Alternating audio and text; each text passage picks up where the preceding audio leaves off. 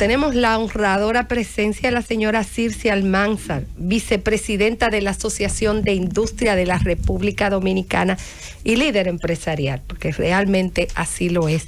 Buenas tardes, Circe, qué bueno que estás con nosotros. Buenas tardes, gracias a ustedes por la invitación. Se supone que mi pregunta iba a ser en el sentido de los precios y de la crisis que realmente afecta, pero como el tiempo es corto, yo quisiera saber en qué está la ley de ordenamiento territorial, doña Circe, porque de alguna forma esta ley va a afectar muchas políticas públicas, el desarrollo de muchas otras leyes y de actividades sectoriales.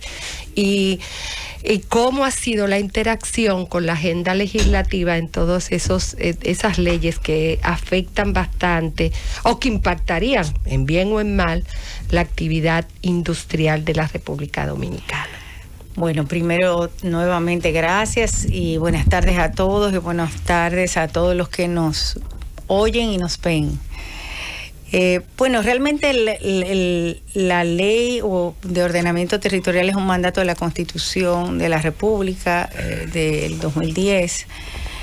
De hecho, nosotros veníamos trabajando con varias versiones del proyecto de ley de ordenamiento territorial, inclusive llegamos a un punto casi prácticamente de consenso en la transición de gobierno del pasado gobierno, porque básicamente lo que se requiere con el proyecto de ley de ordenamiento territorial es establecer una ley marco que regule los procedimientos y los criterios para aprobar los planes de ordenamiento territorial a nivel nacional, a nivel regional, provincial y municipal. Y hay gente que ha malinterpretado lo que es la ley de ordenamiento territorial porque ha asumido que todas las disposiciones que tienen que ver con el uso de suelo se van a consagrar en la ley, lo cual no es posible porque en materia de edificación, en materia de construcción, existen novedades que pasan continuamente. O sea, tú vas adecuando tu territorio, no solamente tu territorio, sino tu plan económico territorial. Y lo que tú debes tener claro es cómo tú haces un plan de ordenamiento territorial a nivel de cada uno de los diferentes espacios o diferentes organigramas o organizaciones políticas a nivel de República Dominicana. Sin embargo, ha habido algunas discusiones en torno a que si una ley puede estar por encima de la propia Constitución. Entonces empezamos a consagrar en algunos articulados del proyecto algunas prohibiciones para lo que tiene que ver con propiedad, derecho de propiedad. Y ahí viene un poco la discusión que hemos tenido en cuanto a que tú regulas el uso de suelo, pero no puedes limitar el derecho de propiedad de un usuario. Si bien es cierto, tú puedes decir, mira, yo no puedo poner una bomba de gasolina porque el plan de desarrollo me establece que en este sitio yo no voy a establecerlo, o porque te establece la propia ley que tú no deberías tener este tipo de actividad cuando está cercano a tal sitio. No es menos cierto que tú no le puedes limitar el derecho de propiedad a alguien que pueda utilizarlo para otros fines distintos. Entonces ahí hay algunas discusiones que hemos tenido, igual con los términos, la terminología, pero yo creo que en sentido general se ha entendido que es un proyecto que es una ley que debe servir de marco para que realmente podamos regular para el porvenir todo lo que tiene que ver con el uso de los suelos a nivel de República Dominicana. Señora Circe, usted estaba hoy en una reunión, ¿verdad?, con el presidente de la República en la mesa de trabajo para enfrentar la crisis por los precios internacionales, que de ahí, ¿verdad?, esperamos que salga en plan de empleo, plan de reactivación. Habemos consenso y cuáles principales medidas para recuperar esos empleos y enfrentar la inflación. Bueno, todavía hay muchas discusiones. Definitivamente se ha tomado en cuenta que esto es una situación que está afectando a todos los países, no solamente a República Dominicana, que es algo que no podemos controlar con un simple, con una varita mágica diciendo de ahora en adelante todos los precios van a ser tantos, porque realmente eso no puede ser. O sea, no hay forma de que tú puedas establecer que de repente yo voy a decidir que de ahora en adelante el precio de tal cosa va a ser sino que hay aspectos que tienen que ver con la economía, que son oferta y demanda y costo para tú poder tener un negocio, porque tú puedes en algún momento tomar una decisión de sacrificio, pero eso en el tiempo no se mantiene, no se sostiene. Lamentablemente, a pesar de que todos estamos conscientes de que esto es un impacto de la pandemia y de que esto es prácticamente la misma consecuencia de la pandemia, porque han habido factores que nosotros decimos, Dios mío, es como que todos los elementos sean todos los palitos se cayeron. Sean como cuando tú dices, bueno, todo cae junto, todo viene junto. Y nosotros le hemos llamado la tormenta perfecta. Y cuando vemos que puede ser más transitorio o tenemos la esperanza de que es un transitorio, ese transitorio no sabemos hasta cuándo es. De hecho, hace 2 semanas empezábamos a ver, y aquí yo tengo los numeritos de los commodities. Se lo voy a dejar a mi querido amigo Esteban y a Susana para que se queden con él. Que teníamos un cierto alivio en algunos commodities y de repente la semana pasada empezaron a subir otra vez. Y es la volatilidad, es también el exceso de dinero que hay en el mundo ahora mismo, es la excesiva demanda con respecto al año anterior. Y si bien cuando uno ve los números de la inflación, son números que sí realmente son estadísticas que se comparan con el año anterior y tú vas a tener una inflación que está más elevada, no es menos cierto que realmente hay factores que están incidiendo en los precios, sobre todo en precios de algunos productos. Hay buenas noticias para algunos, la madera ha ido bajando y la harina ha ido bajando, pero por ejemplo el aceite de soya, wow, el plástico sobrepasa el 100% de incremento interanual y de verdad tú dices, ¿en qué me impacta todo eso? Bueno, me impacta en toda la cadena, porque tú no tienes un producto alimenticio que no esté empacado en plástico, por ejemplo. O tú tienes el maíz que sobrepasa el 100%, pues ronda el casi 180% de incremento. No, el maíz es inflacionario. Pero te afecta toda la cadena, porque te afecta el cerdo, te afecta el pollo, te afecta la harina de maíz, o sea, producto de la canasta básica. Y entonces tú tienes los combustibles también, que los combustibles no hay forma de que te bajen los precios. Sí, gracias. Entonces estamos viendo una situación que solamente se podría, y esa es nuestra posición, solamente se puede paliar un poco con el mantenimiento de ayudas o la reactivación de ayudas focalizadas. Decirse, le voy a hacer una pregunta un poco larga, así. Así es, gracias. Tiempo de ubicarse con la mascarilla que tanto nos tiene complicado. Bueno, el asunto es el siguiente. El mes que viene, el Comité Nacional de Salarios tiene que iniciar reuniones con miras a la revisión de los salarios.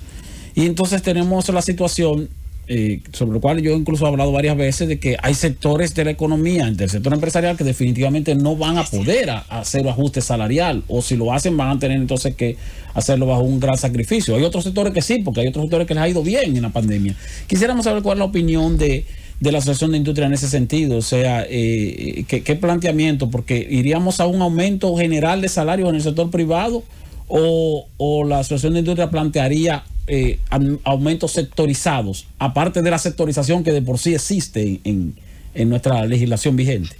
En primer lugar, nosotros hemos aclarado siempre que el Comité Nacional de Salarios no tiene mandato para aumentar salarios por encima del salario mínimo. O sea, lo único que te permite el Código de Trabajo es establecer tarifas de salario mínimo. O sea, tú no puedes pagar menos de tanto. O sea, es un precio piso, un tope, un monto que es un piso, y después de ahí es libre. O sea, y eso es importante que lo establezcamos, porque yo personalmente, que me toca esa tarea tan difícil que es negociar los salarios cada 2 años, me pongo a pensar, o sea, ¿quién es Circe Almanzar para firmar un documento que diga yo tengo que aumentarle a un gerente que gana 100 y pico de mil pesos? Que, o sea, si tú fueras el empresario, tú me dirías, pero ¿quién es Circe Almanzar para decirme a mí que por encima del salario mínimo tú puedes negociar el salario que yo le doy a un gerente? O sea, eso no está establecido en la ley, pero tampoco es justo, porque tú sabes cómo tú pagas a un empleado de acuerdo a sus condiciones cuando tiene cierto nivel. Ya no es un tema de protección al trabajador, sino ya es una negociación entre las partes. Y eso es importante tomarlo en cuenta, porque se han cometido errores en algunas ocasiones y en algunos países se aprestan a veces a eso, de querer incrementar precios generales, y no nos damos cuenta de que eso no es una protección al trabajador. Al contrario, eso puede crear una distorsión cuando tú negocias por encima de la tarifa de salario mínimo. Entonces, retomando el tema de que es una tarifa de salario mínimo y que es el sector no sectorizado el que se va a negociar. Cuando hablamos del sector no sectorizado, estamos hablando de que está todo el comercio, toda la industria, está todo el sector financiero, todos los servicios que no están dentro de turismo, zona franca, agricultura. No, de hecho agricultura está dentro de esa tarifa. Ajá. Porque ya no hay de que una tarifa para el campo. Está dentro de esa negociación que se establece básicamente en base a la misma metodología de negociaciones de porcentaje. ¿Cuál es la novedad que nosotros estamos tratando de que se implemente este año? Y quiero que me entiendan, porque ha habido mucha dificultad para negociar o para discutir la clasificación nueva, o la clasificación de salarios en virtud de la ley 187-17, que es la que rige las MIPYMES. La clasificación de empresas, sí. Que es un mandato de ley, y la ley lo dice claramente, o sea, que el Ministerio de Trabajo establecerá las tarifas de salario mínimo de acuerdo a esa nueva clasificación, y que tenemos que obtemperar a no solamente esa ley, sino también a una decisión de un tribunal que determina que hay que implementarlo.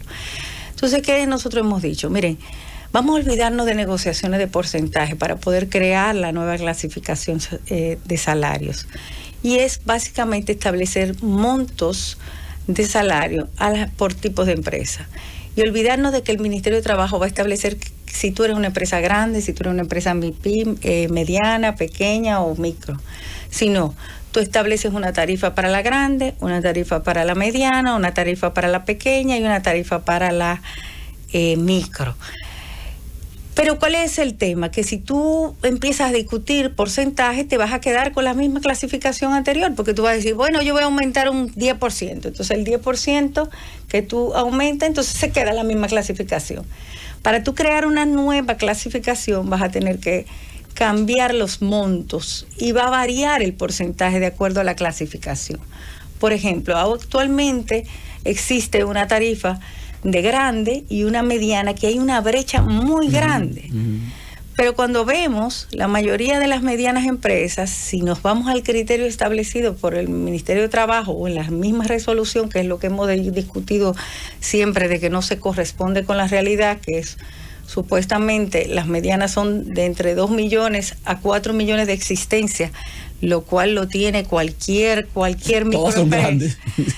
Entonces tú dices, y hay una brecha tan grande, actualmente es 17.600 y pico para la grande y 12.000 y pico para la mediana. Entonces tú debes ir crear una tarifa para la mediana que elimine o reduzca esa brecha y tú puedas crear una nueva clasificación en el medio.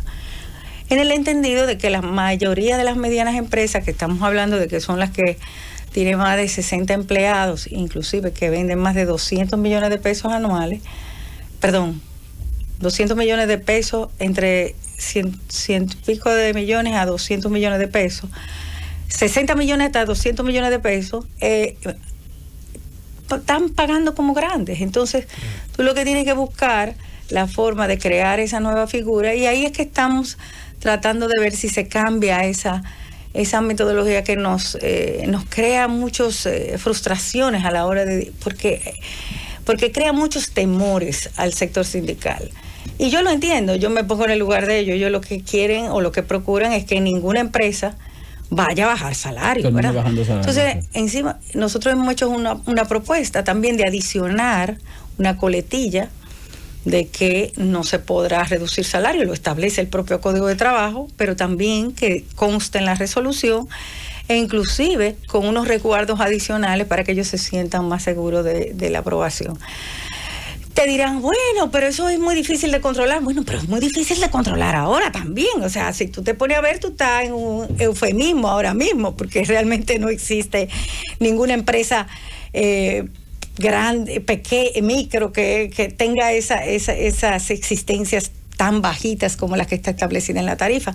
Entonces ahí vamos. Yo creo que puede ser que esta vez podamos lograr la clasificación, y eso, Esteban, nos permitiría tener un trato un poquito más conservador para las micro y pequeñas, que son las que están sintiendo más la crisis. Y tú puedes jugar con eso.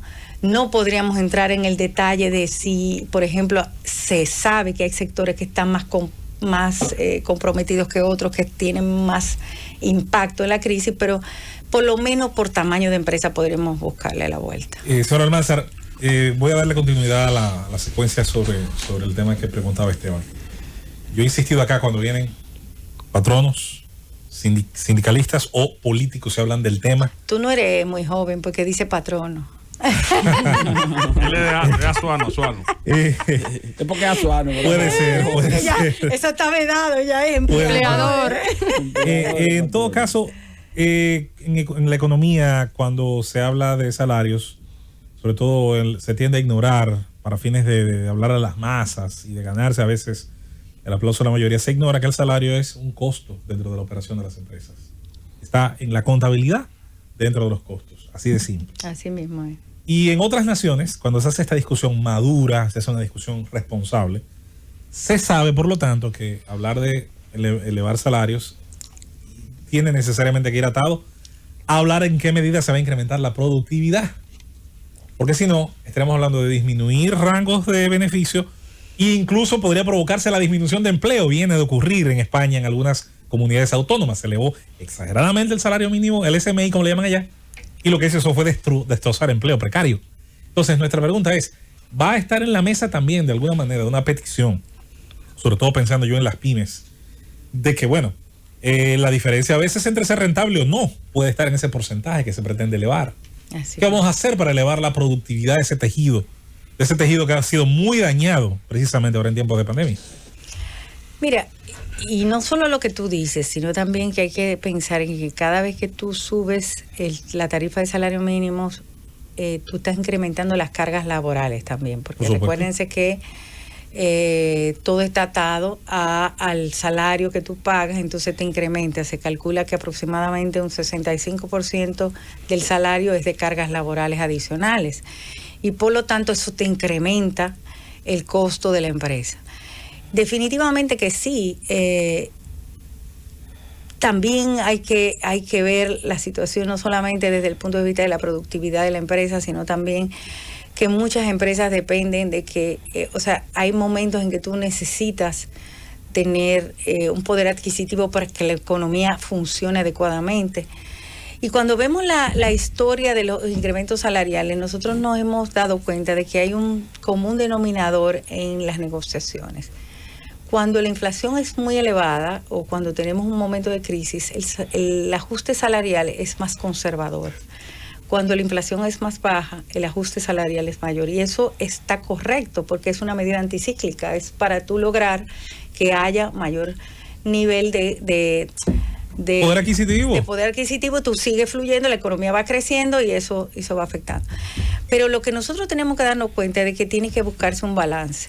Nosotros entendemos la importancia que tiene, que no solamente porque lo manda la ley, sino también porque el salario se ha rezagado, el salario real está en unos niveles que, si bien nosotros habíamos sobrepasado el salario real en las últimas negociaciones, ya se ha quedado un poco rezagado. Teníamos un colchón, tenemos todavía un colchón que nos los dio las últimas negociaciones salariales que hemos tenido. Por ejemplo, la última fue de un 14% y teníamos una inflación de aproximadamente un 6 y pico, 7%, si mal no recuerdo. Pero ese es el balance que hay que buscar. Y lo que nosotros esperamos es que, y déjame decirte, yo siento al sector sindical bastante, a pesar de que siempre hacen una propuesta bien ambiciosa, ellos entienden la realidad que está viviendo sobre todo la micro y la pequeña empresa en este momento. Entonces vamos a ver cómo vienen las discusiones. Nosotros esperamos que haya una actitud también de parte del gobierno con mucha sapiencia, con mucha conciencia de las implicaciones que puede tener un ajuste desproporcionado, porque nosotros tenemos que paliar esta situación. Pero vamos bien y creo que vamos a sobrepasar esta situación. Hay muchísimos temas que tenemos por delante y veremos cómo negociamos todos estos temas. Circe, vamos a la pausa, pero te quiero lanzar una pregunta antes para que me la contestes a regresar. Ustedes anuncian que el índice de actividad mensual manufacturera subió 10 puntos. Este índice tiene muchas variables que se miden, entre ellos el volumen de venta y también el del empleo. Yo quisiera saber de todas esas variables, ¿cuál sería la que más incidió en ese crecimiento y si no se puede ver afectado con el hecho de que pues también tiene que ver con los inventarios y demás, y hay problemas con la logística, con el transporte y como bien anuncias, algunos commodities sorpresivamente han vuelto a subir. Vamos a la pausa y regresamos con tu respuesta. Estamos conversando con doña Circe Almanzar y le habíamos pues hecho una pregunta que ella nos va a responder ahora. Bueno, mira, la verdad es que la actividad económica está bastante bien, independientemente del impacto de los precios, se está moviendo la economía y lo refleja nuestro indicador, que es el índice manufacturero, el IMAN. Y fíjate que es un índice que mide del mes actual, mes. O sea, de mes a mes, no es interanual, por lo tanto te refleja, es más como el IMAE, que te refleja cómo va evolucionando la economía, y va muy bien. Y se ve, o sea, tú ves la actividad económica, tú ves que la gente está deseosa, la demanda se ha incrementado, y eso es prácticamente parte de lo que está ocasionando el incremento en cierta forma de los precios a nivel internacional, no solamente en República Dominicana, sino en todos los países, que la demanda se ha incrementado.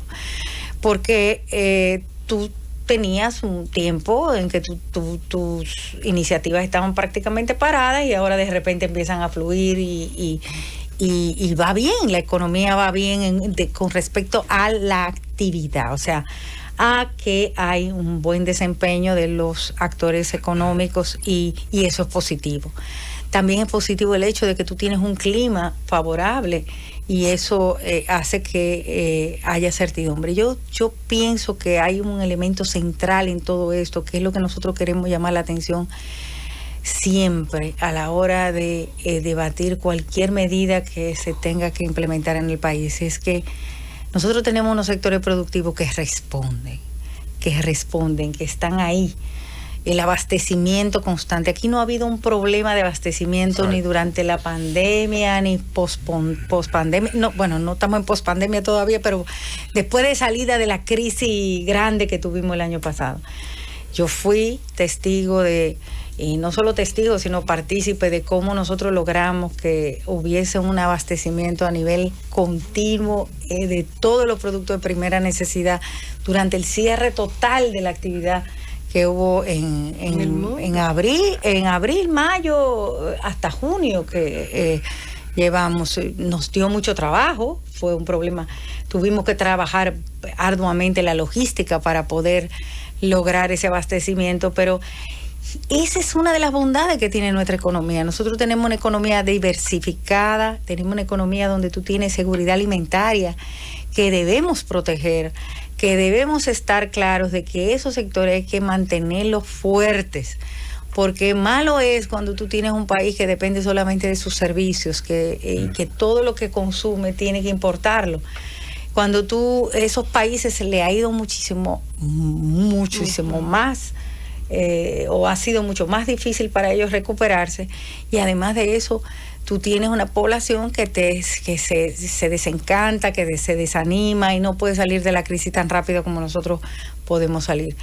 Hay muchas noticias positivas. Ahora mismo, por ejemplo, el hecho de que tú tengas sectores que te puedan abastecer todo lo que tú necesites, con algunas restricciones, porque hemos tenido algunos problemas de logística a nivel mundial no con el alza de los fletes, porque el alza de los fletes es algo que tú puedes paliar en el costo, en el precio del producto, pero sí a veces cuando ha habido algunas interrupciones de actividades, como pasó cuando la tormenta de Texas, que paralizó la producción momentáneamente de las resinas plásticas, que eso creó un poco de desasosiego en algunos sectores industriales, pero que ya se está estabilizando.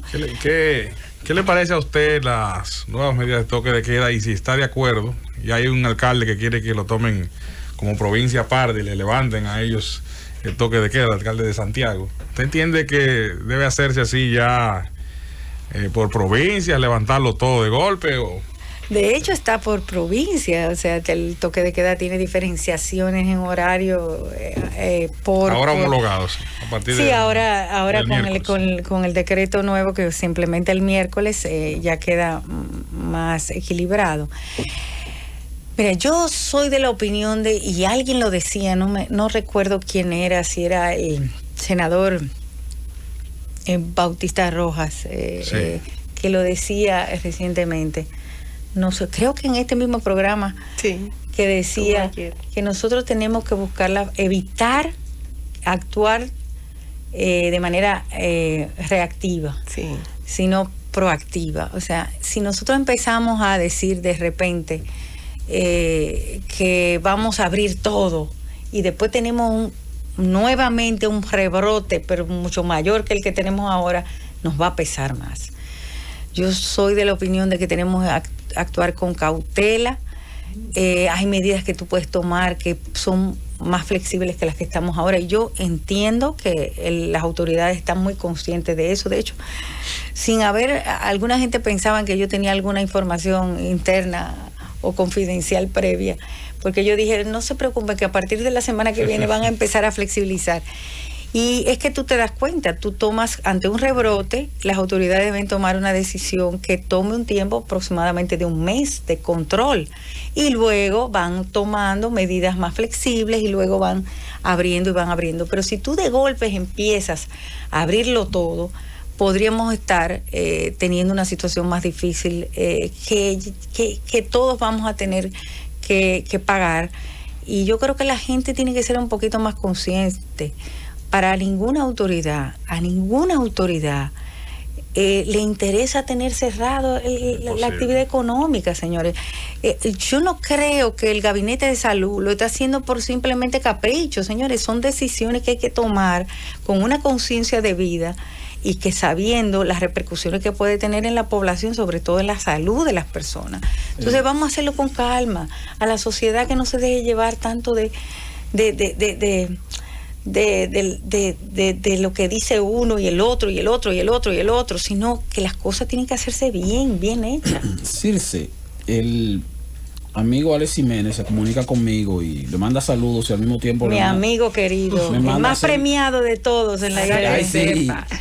Me manda a hacerle una pregunta que ciertamente, como que era, también la tenía, coincidimos que la tenía en agenda, que es lo siguiente: si el alza de las materias primas y los fletes en el mercado internacional están provocando incluso un aumento de las recaudaciones coyunturales de aduana, ¿qué se puede plantear entonces para paliar los aumentos de precios, tomando en cuenta que el gobierno no está en condiciones de dejar perder esta oportunidad coyuntural de aumento de recaudaciones, porque necesita dinero? Qué bueno que tú haces esa pregunta, porque nosotros hicimos un análisis, Esteban, de una propuesta que se ha hecho y que se hizo en la mesa de trabajo que convocó el presidente de la República. Inclusive el gobernador del Banco Central se refirió a ella, de cambiar la metodología de cobro de impuestos en aduanas para que no aplique el flete, o sea, que aplique básicamente a precio FOB. Tú sabes que hay la metodología de cobro de los impuestos a la importación, que son básicamente el arancel y el ITEVIS, se hace sobre la base del precio del producto, más el seguro, más el costo del flete. Si te incrementa el flete, suponte que te costaba $2,000 el flete y ahora te cuesta $12,000, te incrementan las recaudaciones. Ahora bien, cuando nosotros analizamos y desmenuzamos la información, nos damos cuenta, primero, que tú sabes que la mayoría de las materias primas en República Dominicana no tienen arancel. Por lo tanto, el cambio de metodología de precios CIF a precios FOB no va a disminuir no va a puede disminuir, o sea, no te va a repercutir ni siquiera baja en las recaudaciones del gobierno, pero tampoco en un aumento o una disminución de costos. Se te caen las recaudaciones, pero claro, tampoco se aprovecha este aumento. Pero tampoco, claro. Entonces, lo que tú ves, cuando tú lo ves también a nivel territorial de las importaciones, en la gran mayoría de las importaciones donde tú tienes materias primas, vienen de países con los cuales tú tienes acuerdos de libre comercio, claro, que también tienen arancel cero en su gran mayoría. Por lo tanto, tampoco va a impactar ahí. Entonces, ¿qué sí se va a beneficiar de eso? ¿Qué se podría beneficiar? Todas las importaciones que vienen de productos que tienen arancel de 20%. El 75% de los pagos o del impacto de los fletes, del cambio de fletes, se daría en mercancías que pagan un 20% de arancel. ¿Y de qué estamos hablando? Estamos hablando de vehículos, estamos hablando de quizá electrodomésticos, estamos hablando de productos que realmente no impactan en la canasta básica. Entonces tú vas a estar erosionando la base tributaria, que de por sí es algo positivo, como lo vimos en el presupuesto complementario, porque te está paliando un poco el gasto excesivo que has tenido que implementar en la pandemia, más el déficit que tenemos, y más la quizá no aplicación de algunas medidas que estaban contempladas en el presupuesto, que tú puedes buscar por esa vía. Pero en adición, cuando apliquemos ese cambio, si aplicamos ese cambio en la metodología, lo que estaríamos es beneficiando a países con los cuales no tenemos acuerdo de libre comercio, y estaríamos creando una distorsión frente a países con los cuales ya tenemos ese acuerdo. Por ejemplo, los países asiáticos serían el 75% de los países que se beneficiarían de este cambio de metodología. Entonces no conviene. Pero entonces cuando tú ves, si tú haces ese cambio, aproximadamente te significaría 2.700 millones de pesos el cambio de metodología de aquí a diciembre, y tú dices, bueno, pero ¿por qué mejor ese dinero que yo tengo ahí no lo destino para paliar los precios con ayudas sociales focalizadas a la población? Claro. Y la propuesta que nosotros hemos hecho es esa, con cálculos. Tú tienes 3 escenarios y tú puedes por ejemplo, el quédate en casa, que se eliminó. Tú puedes crear un programa similar para ayudar a la población más vulnerable, y vas a tener un efecto muy parecido, pero tú dejas tus ingresos y no creas una distorsión, porque entonces al fin y al cabo lo que estaríamos es promoviendo importaciones de otros países, no fortaleciendo nuestro aparato productivo, y eso es algo que es importante tomarlo en cuenta, porque en el fondo tú puedes estar creando una expectativa a la población de que esa medida va a bajar precios, y no necesariamente baja precios. Entonces eso es muy importante tomarlo en cuenta, porque si tú vas a tomar una decisión, porque así se llama la mesa se llama mesa de trabajo para mitigar el alza de los precios internacionales en la población más vulnerable. Entonces creas esa expectativa, cambias la metodología y de repente no vas a tener un impacto positivo. Sin embargo, si lo haces directamente, es mejor. Sí, se nos quedaron muchísimas preguntas. Tenemos que terminar la entrevista. Así que te comprometes a no durar 3 meses de nuevo para volver, ¿verdad? Pero mira, en cambio, ya vine presencial. Sí, claro que sí. Claro que sí. Se está avanzando. La otra vez fue Zoom, ahora fue presencial. Sí. Gracias por estar con nosotros. Hemos conversado con Circe Almanzar, vicepresidenta. Y le dejo mi regalito. Ay, sí, claro que sí. Nos interesaría mucho todo estar. Para que se queden con ellos y lo puedan comentar posteriormente. Claro, voy a dejar que este Esteban. Sí, no hay problema. Esteban paga la copia. Él difunde. Vamos a la pausa.